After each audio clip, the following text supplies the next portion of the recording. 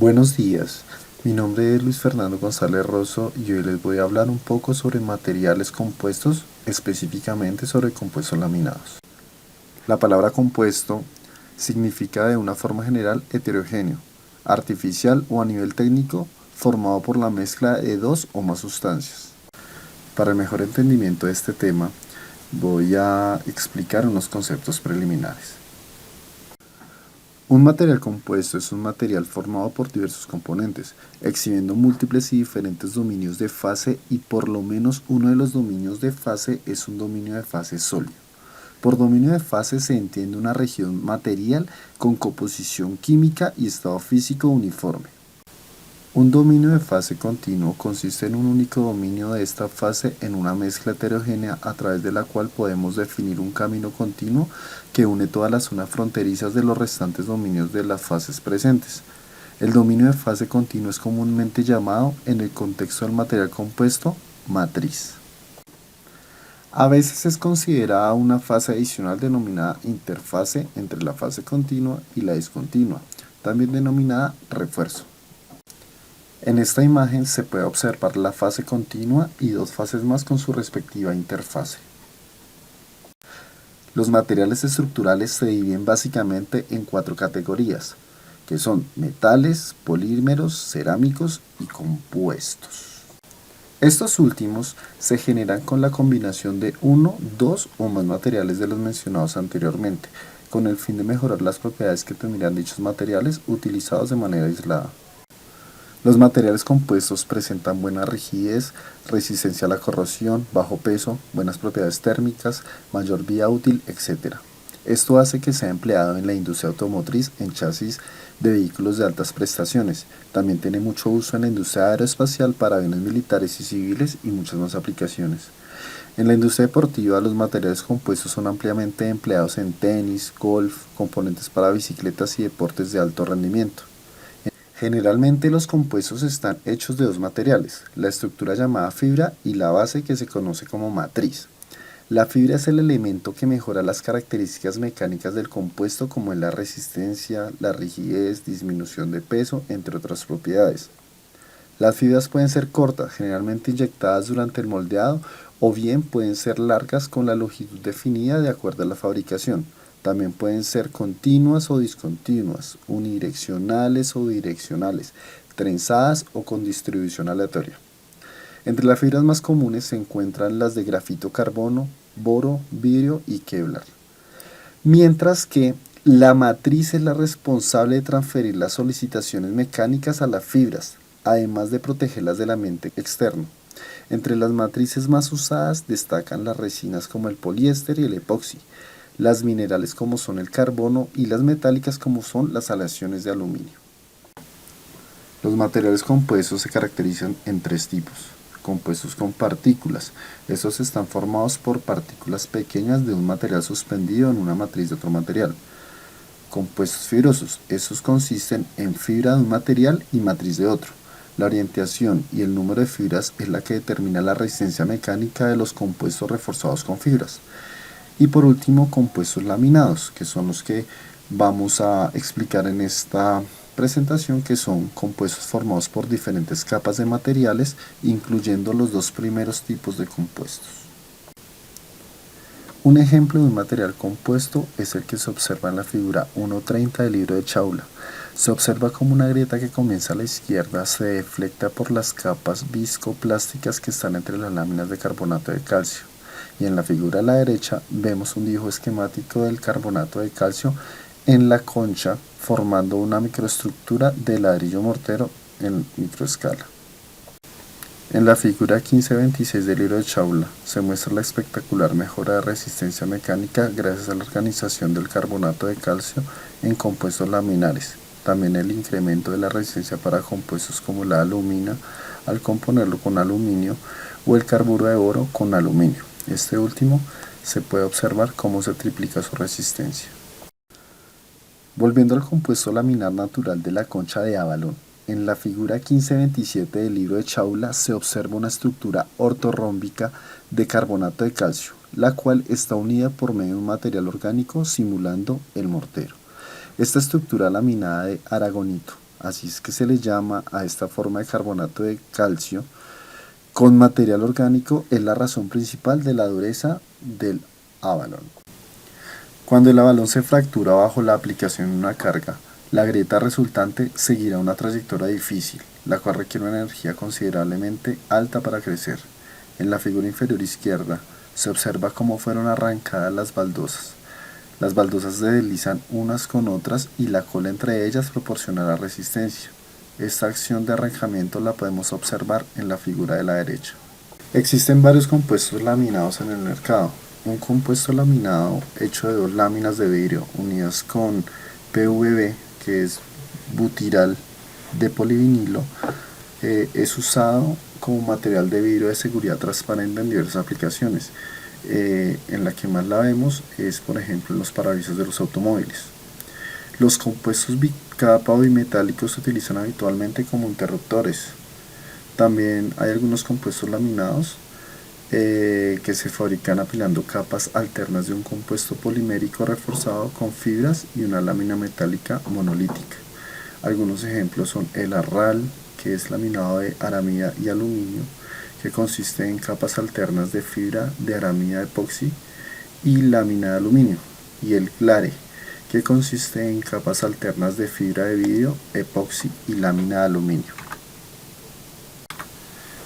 En la figura del libro de Chaula, la número 1528, se muestra esquemáticamente estos compuestos. También se conocen como laminados de fibra metálica. Estos materiales compuestos tienen una rigidez y una resistencia específicas muy elevadas. También son muy resistentes a la fatiga cíclica. La figura 1529 del libro de Chaula nos muestra la microestructura SEM y TEM de un compuesto laminado de aluminio y carburo de silicio fabricado por deposición física de vapor sobre un sustrato de silicio. Sus propiedades mecánicas son muy superiores a las de los componentes individuales. En esta imagen se puede ver una breve historia de los laminados de fibra metálica FML. La historia de este desarrollo se ilustra cronológicamente en la década de los 50.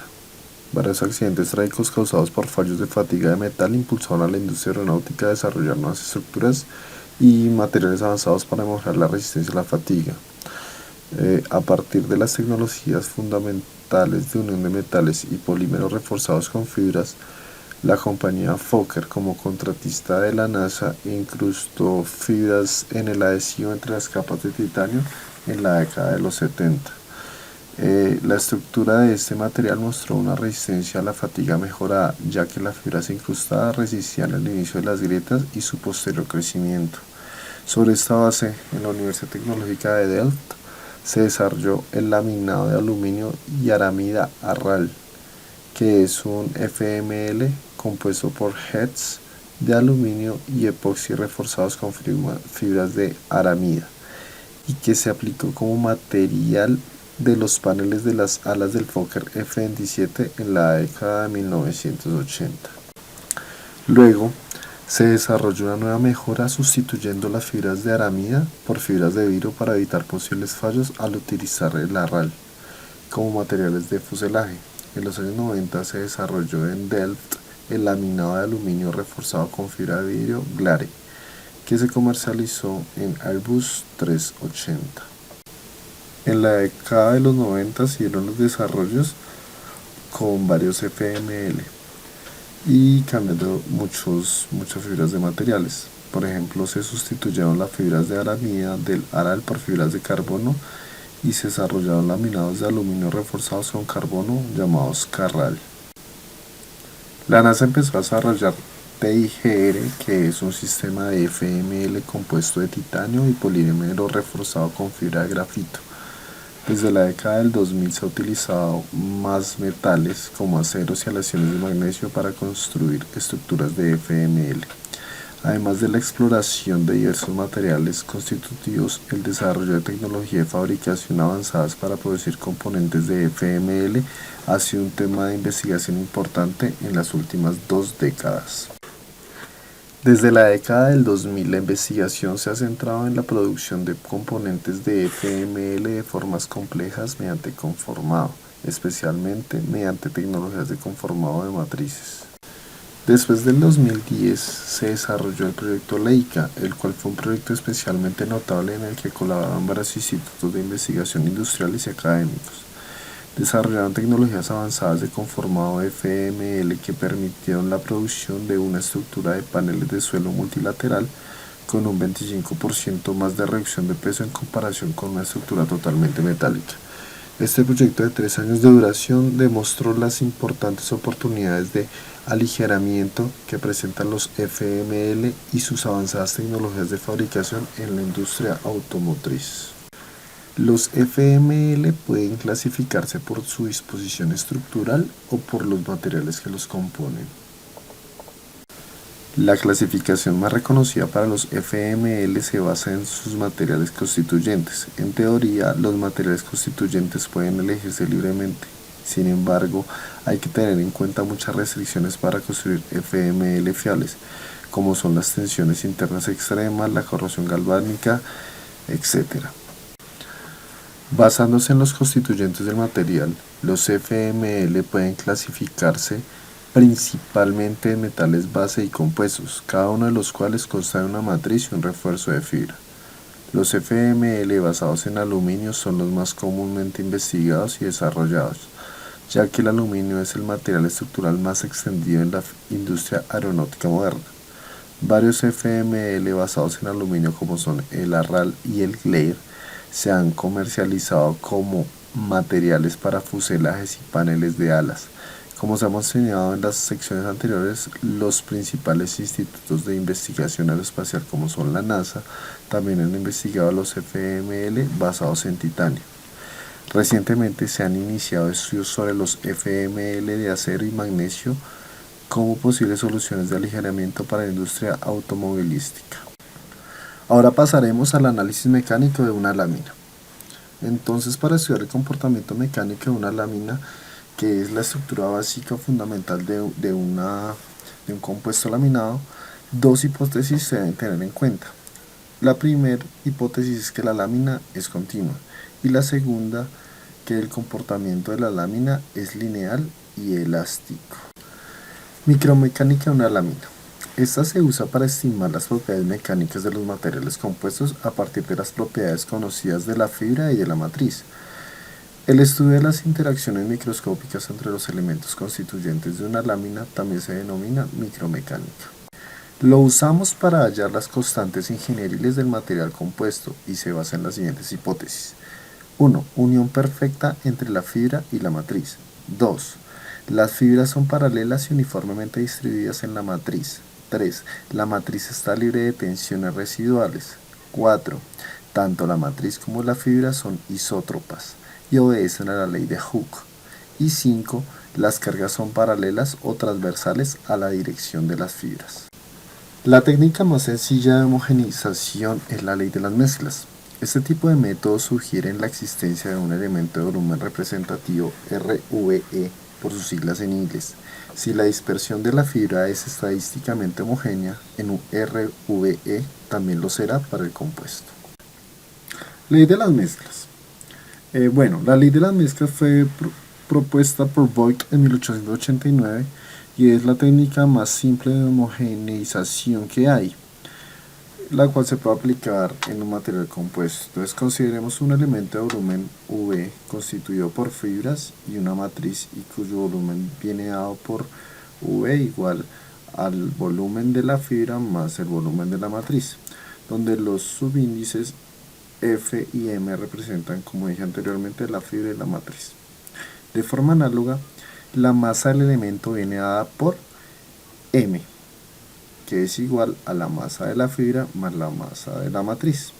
Si hacemos esto en función de la densidad, pues la masa nos daría densidad de la fibra por el volumen de la fibra más la densidad de la matriz por el volumen de la matriz. El cálculo del módulo de Young longitudinal se puede realizar considerando la acción de una fuerza en la dirección de la fibra, según se observa en la figura siguiente, donde F sub 1 es igual a sigma, que es la tensión media normal, por el área de la sección recta, que es L cuadrado. Una parte de la fuerza es transmitida a la fibra y la otra a la matriz.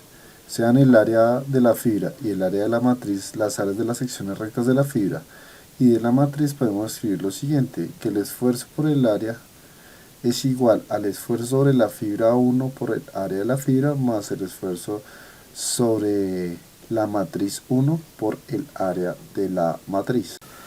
Usando la ley de Hooke, manipulando nuestra ecuación anterior y haciendo los respectivos reemplazos, tenemos que la tensión normal del elemento, que es sigma sub 1, de la fibra hacia la matriz, que sería sigma sub F1 y sigma sub M1 respectivamente, tenemos las siguientes ecuaciones, donde E1, E sub F1 y E sub M1 son los módulos de Young del compuesto, la fibra y la matriz.